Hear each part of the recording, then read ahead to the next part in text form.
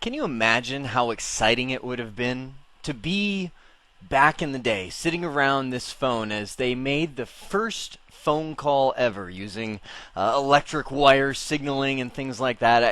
I saw this picture and I just started thinking about, what if I was that guy right there watching it or what if I was this guy sitting at the phone, first hearing the phone conversation going, this is the most amazing thing ever. And then as I looked at this picture, I started thinking about, what about like 40 or 50 years from now when people are looking at pictures of you and I, sitting around a Cisco router, and they're like, imagine, configuring something with typing. What's going to be there? Who knows? Who knows what people will be looking at? Or they'll be looking at a picture of us going, they actually used pictures back then. They didn't have holographic, who knows? Anyhow, we need to take a step back into history and look at the historic voice world. Now, before we get into this next, I guess you could call it subsection of the CCNA voice series, let me talk about why. Why are we going here? The reason why is because the historic voice world will be around for many years to come. As much as I like to get on my voice over IP wagon and, talk about the world going to voice over IP, the truth be told, there's still millions of people out there using rotary phones, which, we've had pulse dialing for over 40 years. So it tells you that the rest of the world may not move as fast as you may want it to sometimes. So the idea behind understanding historic voice is knowing how to integrate the historic voice world with our voice over IP realm. In order to do that, we have to have at least a base understanding. We're not going to get into, Alexander Graham Bell and his theories or anything like that. We're going to do more of understanding the base theory behind, how does analog voice work and what does it take to get that over to the voice over IP world. So we'll start off in the historical voice by talking about analog connections and what it means to have an analog connections, how those signal. We'll then move into electronic waveforms and electric waveforms, and I put more than you ever knew, more than I ever knew. When I first got into analog voice, I thought, wow, that's pretty cool. And it took me a little bit to go, oh, okay, this is actually interesting, and get back into the mindset of the historic realm, but it really is cool when you understand it. From there, we get into understanding analog signaling itself, and that'll dive more into exactly what we need to configure our Cisco routers to interface with that environment. As I began studying the world of analog connectivity and the history of voice and things of that nature, I really learned the late 1800s and the early 1900s, man, what a time to live in. That was just a time where just the inventions and new technology was coming out like mad. If you were to look at historically inventions, you have zero back here of time. You got BC and AD, and as time was going, you got inventions like a spear, just very basic things. And somewhere around the late 1800s, it's just like wham, we hit this wall of technology where everybody's like a new invention daily was coming out. And Thomas Edison, in around 1877, invented this thing known as the phonograph. And I'm sure if you've been in the technology world for a while, you know a little bit about the phonograph. It was a device that allowed you to store signals by using this cylinder covered in tinfoil. And it was actually a rotating cylinder, and this needle would go around just denting in little things as you recorded on there. And the cylinder could only be used once because it would make these little dents. And as you played it back, the needle would go over these bumps in the tinfoil and would regenerate or reform the voice that was used when you recorded it. That is a sample of analog transmission. Now, a very generic base definition of analog transmission is something that uses the property of the transmission media to convey a signal. Thomas Edison, when he created that phonograph in 1877, decided that making dents in the tinfoil, that's the property of that media, meaning the dents in the tinfoil were what stored and relayed the signaling that comprised voice. Now, as technology progressed, that eventually transformed into a record, to where you would actually use magnetic fields on that record, and the signal, kind of like a waveform signal on that record, as it traveled around, and the needle would read that waveform and play music and sound. Record players would do that. Braille, if you think about that, Braille for the blind, in a way, is a type of analog transmission because you make dents in paper, and people that are blind move their finger over those dents, and that conveys information. So when you think about analog transmission, there's so many examples of that you could get into. Mechanically, electrically, there's many different ways to store information that something will move over that and read that information. That's all analog transmission. Now, it just so happens that when we talk about our home telephone lines and receiving voice over the telephone, or good grief, when I'm talking to you right now, you're hearing my voice, we have ways of storing information that is transmitted, and we use the properties of that medium to transmit that. Now, if you're using properties of something for transmission, that is an analog signal. Now, let me jump a little bit ahead because I started brainstorming. I thought, oh, I'm talking to you right now. Well, right now I'm talking to you over a digital communication, which is actually much cleaner than an analog signal. In the digital world, we don't really use properties of the media. We use ones and zeros. It's kind of weird to think about it, but right now, the words that are coming out of my mouth are being transformed into ones and zeros, which could be transmitted over anything. That's why it's considered digital. It's not really using the properties of Ethernet to send stuff to you, or anything like that. Oh man, I can't tell you. I have to take a moment to pause. I have a little 16-month-old daughter, and she just came in and into my office and just gave me the biggest grin in the world. I'll tell you what, there is nothing more rewarding than just grin. What an analog transmission. See how I just tie that right back in? An analog transmission using the properties of her face to convey happiness and just smile at you. That's what analog lines do for our voice. When we talk into our telephone using analog communication, it's using the properties of electricity for voice transmission. Now, this is where we could either dive in fully into the properties of electricity or just keep it simple. And for this discussion, I would choose to keep it simple. We don't really need to fully understand all the properties of electricity to understand analog voice going over the lines, although you can dig deep if you want to. I would actually recommend, I'm always about simple explanations and just understanding the foundation properties. There's a website that I love just because it's something that can keep you interested all the time. HowStuffWorks.com. Now, be warned before you go there that they are free but funded fully on advertising. So you're going to get, pages just full of flash advertising and all that kind of stuff. But they've got some great explanations.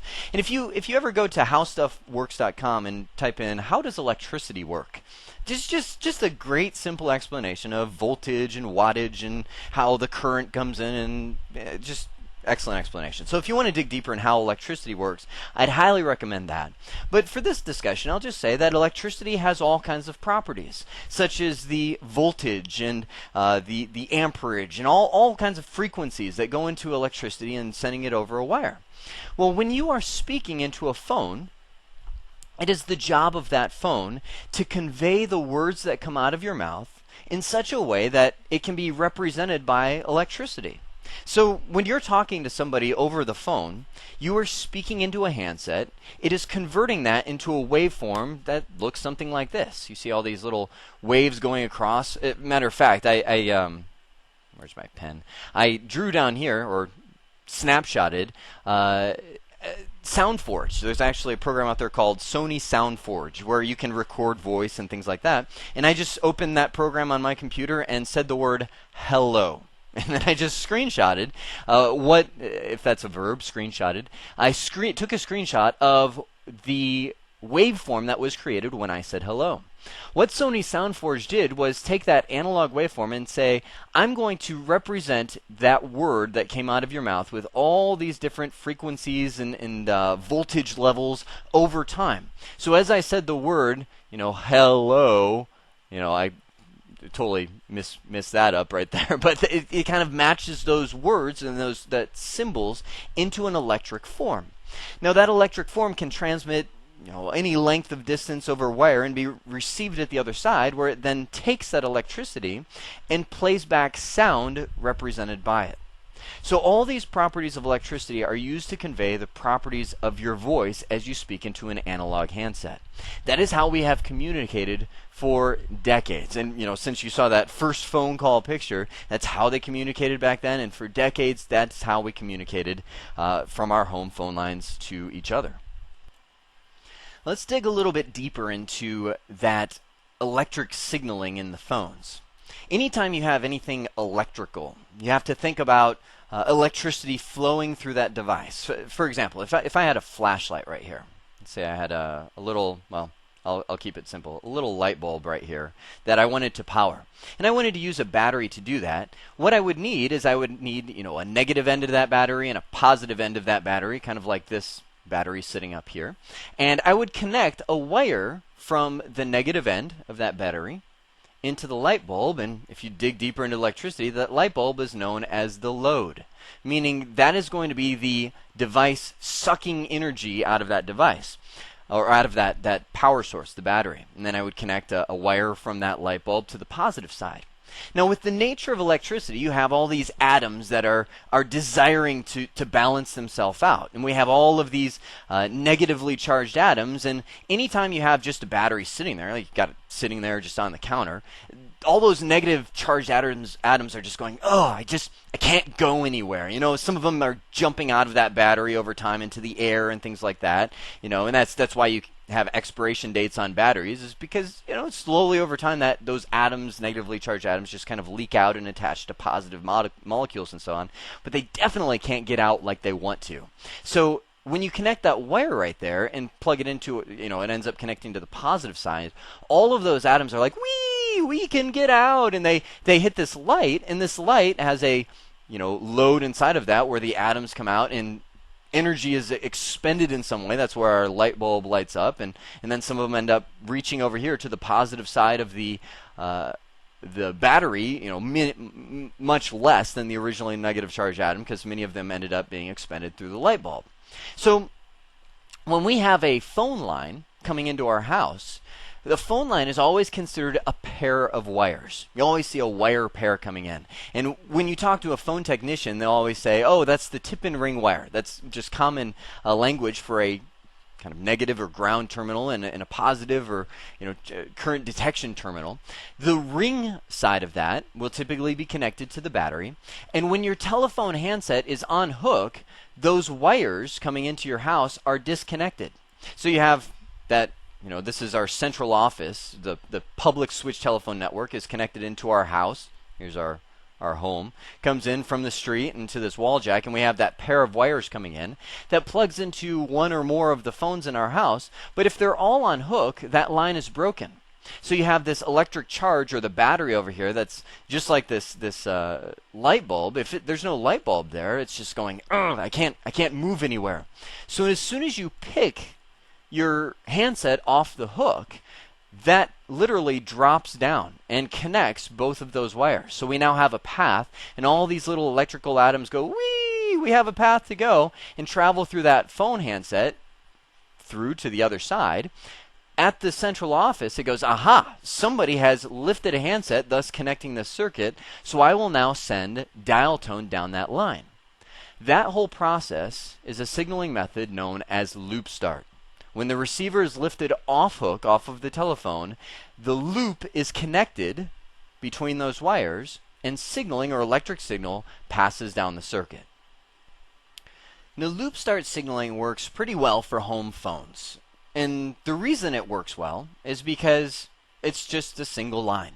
When I pick up the phone to make a call, I'm going to signal to the other side. That it's not a high volume line, meaning there's not tons of calls coming in and out and all that kind of thing. So our home phone lines work as we're accustomed to. Now, when we get to larger environments, they found that there was a problem with the loop start process, and that's because we have higher call volumes. Take this example. We've got a PBX system inside of a phone, inside of a company. Let me just, here's my company that has 100 employees inside of there. A PBX system just allows them to run their own internal phone system inside of there. Now, if we are using analog signaling for the outside world, we might have a bunch of phone lines that are coming in from the central office, because more than one person in the company might be talking out to the public switch telephone world at a time. Now, if we had the loop start signaling method on all of these lines, here's line number 1, 2, and 3 coming in from the central office, then we always have people that are picking up the phone, making outgoing calls, or picking up the phone to answer one of the incoming calls coming in from the public switch telephone network. With the loop start system, it would lead to a problem known, you'll want to know this term, known as glare. Evil glare. What glare is, what they consider glare, is when you pick up the phone, it signals to the PBX system that you want to grab one of these outside lines to make a call to the central office. Well, remember, this PBX is handling a high volume of calls, going out from the internal network and coming in. So there's always calls coming in, there's always calls going out from the internal network all the time. So somebody picks up the line at the exact same time that a call happened to be coming in from the central office. Well, when you pick up the phone, the PBX says, let me seize one of those outside lines. And at the same time, a call was coming in saying, I need, to make one of those phone rings. And you picked them up at the exact same time, poof, those calls are bridged. So the person picks up the phone before it rings. The caller coming in never really heard a ring signal. It's just like, pick. And this person's thinking I'm picking up to dial an outgoing call. Is this making sense? They're picking up to say, I need to make an outgoing call, and they're accidentally connected to somebody that was coming in at the same time. You may have experienced glare at your home. If you make some calls at home, you might pick up the phone at your home, and you go to dial, and you go, oh, there's no dial tone. So our natural instinct is go, hello, hello? And somebody's there on the phone. They go, oh, hello? Who's? And there's that kind of moment of confusion. And you go, oh, hi, Bob. And it's always ironic. I was just getting ready to call you. And it always happens to be the person you're going to call at home. But in a PBX environment, glare is evil, because maybe the person coming from the central office or coming from the PSTN was trying to dial this happy guy down here, but ended up getting connected to this happy guy up here. So they're going, oh, so I wasn't calling for you. Who are you? It's kind of that weird, why don't you call back? And so glare became a very serious problem in the PBX realm. So what they created to solve glare, or to help with glare, is a signaling method known as ground start. What that does is when somebody picks up the line, it doesn't automatically connect the circuit. It actually shoots a grounding, like you have that tip and ring wire. Tip and ring. It actually shoots a ground signal down, it's actually usually down the ring, which grounds out the line temporarily and says, hey, I need an active line. So it doesn't automatically connect the other side. It actually sends a signal saying, give me dial tone. And the other side receives that and goes, okay, here's a new line for you, rather than automatically connecting you to an incoming ringing line. This method of signaling was actually used in phone booths for quite some time. Some of you might remember the movie War Games. To be a nerd, you have to obviously own the movie War Games, where Matthew Broderick was connecting to man, it's been a while since I've seen that movie. Where he was what was the big computer system? Whopper. That was the big computer system that he was trying to hack into in NASA and all that kind of thing. There's a scene in that movie where he's driving out on a desert road and gets to a phone booth to make a call, but doesn't have a dime or a nickel or whatever it cost to make a call back then. So he actually unscrews the receiver of the phone and touches one of the wires from the receiver to the metal phone booth, and it goes clink clink and grounds out the line, which gives him a dial tone, and he's able to make a call. That's because a lot of these phone booths originally used ground start, where when you dropped a coin into the phone booth, whether it be a quarter or a dime or whatever, it would brush by the tip and ring, here's your coin, falling by there. It would brush by both the tip and ring wires and would ground them out temporarily, which was then how the phone booth would know to give you a dial tone. In the old phone booths, when you picked up the line, it wasn't like today where we got dial tone and you could make a call and then deposit your coin. You actually had to deposit the coin first, which would ground out those lines. So it would be a more explicit signal to seize a line rather than just automatically connecting you just by lifting the handset. So in today's world, the loop start signaling is used to signal for home phones, where there's very little chance of glare, meaning a call comes in at the exact same time, unless you're just always making calls and always receiving calls from your home phone line. Ground start signaling is usually used for businesses and PBX systems, to where you have to have an explicit signal to seize the line rather than just automatically connecting it by lifting the handset of your phone. Now, when we look at analog signaling, there's also other signal types that we need to communicate to convey different messages across the line. There's three main categories of signaling that we're concerned with, and they are, you can see the first one on the top right here, supervisory signaling, informational signaling, and address signaling, when we're dialing digits back and forth and that kind of thing. Again, we think back, we have to think of ways to electrically send signals that convey some kind of communication over a wire. So supervisory signaling focuses on ways to send on-hook, off-hook, and ringing signals over an analog or electrical line that's coming into our house. Now we've talked about on-hook and off-hook signaling, supervisory signaling. That could be, if we're using loop start phones, on-hook signaling means lifting the handset, and by completing the circuit, we signal to the telephone company that we would like to make a call. That is an off-hook signal.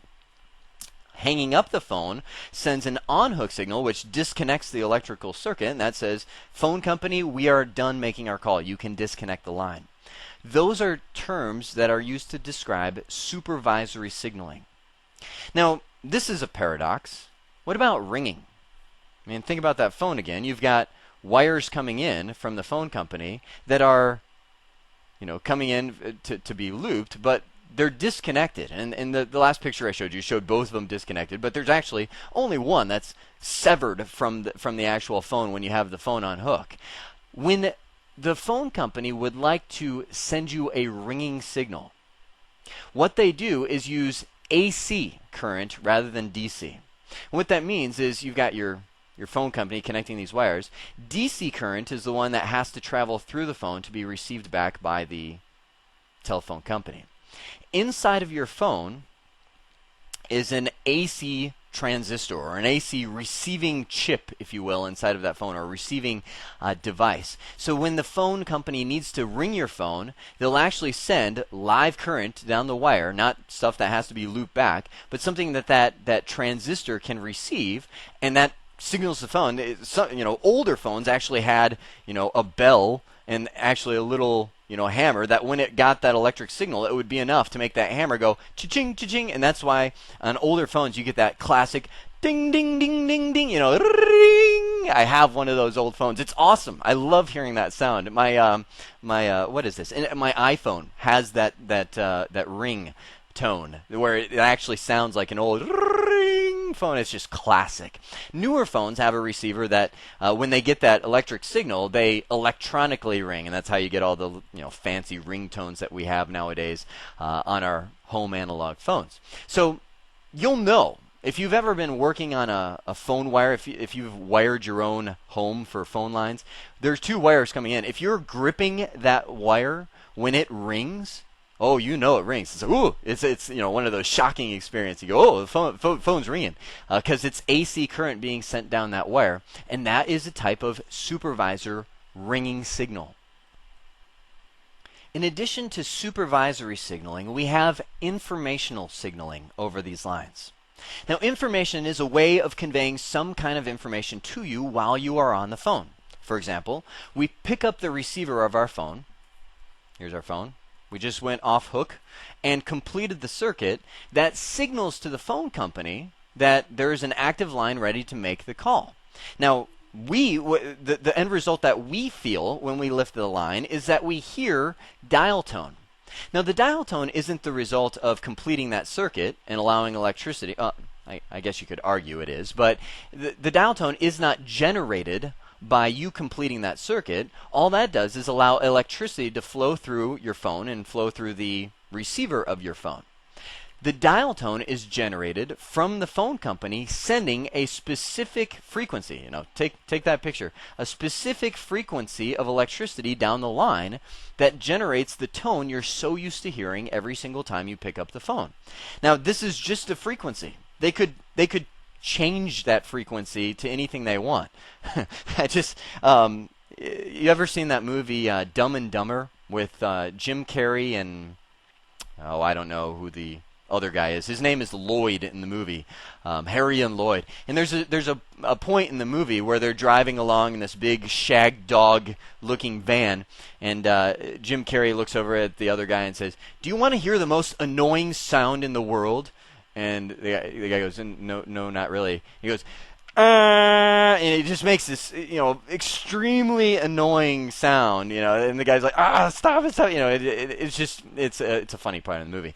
The phone company could very well generate the most annoying sound in the world for your dial tone, because all it is a frequency of electricity that's coming in. So if they wanted to, one day when you picked up your phone, you could just hear this, this extremely annoying sound for dial tone, because it's just a frequency of electricity. All of these things, like a busy signal or ringback, meaning you dial somebody and you hear the brrrr, the ring, the other side of the phone is ringing, or congestion, like the like the long distance carriers experience some kind of congestion. All of these different tones are just frequencies of electricity that differ based on where you are in the world. That's why when you are in Europe, the phones sound different when you lift them off the hook, is because they decided that dial tone will use a slightly different frequency than we do here, or I do here, in the United States of America. They all have their own electric frequencies that are used to signal some kind of information over an analog line. Again, the point I want to convey when I talk about this signaling is that these are electric signals that are being sent.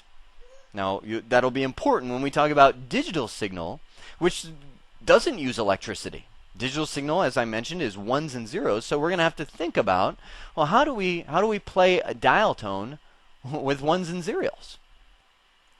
The last kind of signaling that we need to prepare ourselves for in the voice realm is address signaling. This is a way of signaling digits that you are dialing over an analog line. Now, one of the initial forms of address signaling was pulse. And what this would do is literally break and reconnect the electrical circuit between the phone and the telephone company in a certain rhythmic rhythm. I believe the connection was something like 30% broken, 70% connected. So as you take this rotary phone and twist these digits around, like if I dialed it 0, it would say, okay, 30% break, 70% connected. 30% break, 70% connected. It would literally break and connect that tip and ring wire inside of there on a certain rhythmic level. Now, if you were good enough, you could actually dial by picking up the handset and tapping. When you lift this up, you've got your little prongs right here that tell if the phone is on hook or off hook.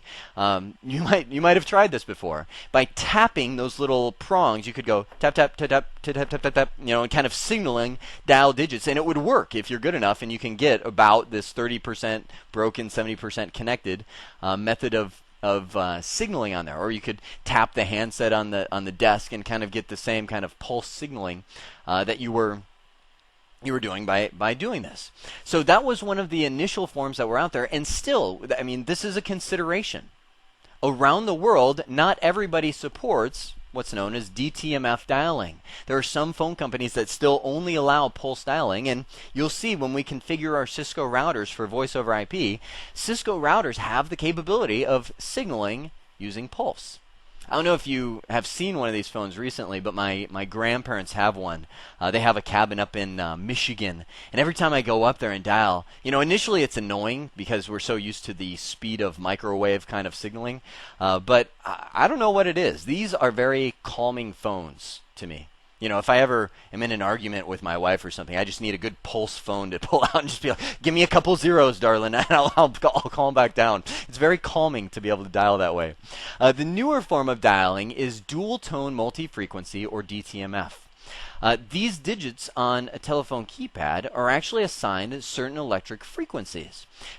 Dual double of them. And if you've ever, dialed "Mary Had a Little Lamb" on these telephone keypads, you dial, "Mary had," or 3 2 1 2 3 1, or something like that. And you'll tell it's kind of like it is a multi-free. It's like a harmony. If you listen to these tones, where it's actually playing two sounds at once. And that's how the telephone company is able to tell if you're dialing a 2, a 3, a 4. You'll be able to tell different signals between them. Now, some of them are not a big enough gap. Like, it's difficult to tell if you're dialing from the human ear a 1, 4, or a 7, because they're very close together on this spectrum. But the phone company can tell enough of a difference. I got this little chart from Wikipedia, the greatest source of all kinds of information on the internet. So you're almost composing a symphony every single time that you dial on one of these telephone keypads. By combining electric frequencies, we tell the phone company what numbers we're dialing. That is the realm of analog connectivity. And that gives you a little history of how analog connections came to be, with ways of conveying voice or information over some type of media, using the properties of the media, like dense and tinfoil, or frequencies of electricity, or braille symboling on a piece of paper. All of those are styles of analog communication. We use electric waveforms to convey voice, which the great thing about it is it has enough levels and enough of variations in electricity to convey a very accurate form of our voice over the wire. And it's kind of weird to think about it this way, but when you're talking using a telephone to the other side isn't actually hearing your voice. They're hearing electric signals that play out like your voice. So, and I know that's almost semantics, but when you're talking to somebody in person, they're not hearing your voice either. I guess we could kind of dig ourselves in a hole in this one, but they're not hearing your voice when you're talking to them face to face. They're hearing variations in air pressure, which is what composes what your voice actually sounds like. If there was no air pressure variations, you can't actually hear somebody's voice as they try to communicate. So all of these things are analog connectivity in different ways that we can signal our voice across the wire. Now, signaling is that final concept we talked about. Now, the reason that's important, and address, informational, and supervisory signaling is important, is not just for mere kind of who wants to be a millionaire facts, but because as we move into the voice over IP and digital forms of communication, that's coming up next, we have to be able to replicate or regenerate those signals in ones and zeros sort of format in our digital realm. So we have to always have that in the back of our mind when we're configuring and setting up digital connections. I hope this has been informative for you, and I'd like to thank you for viewing.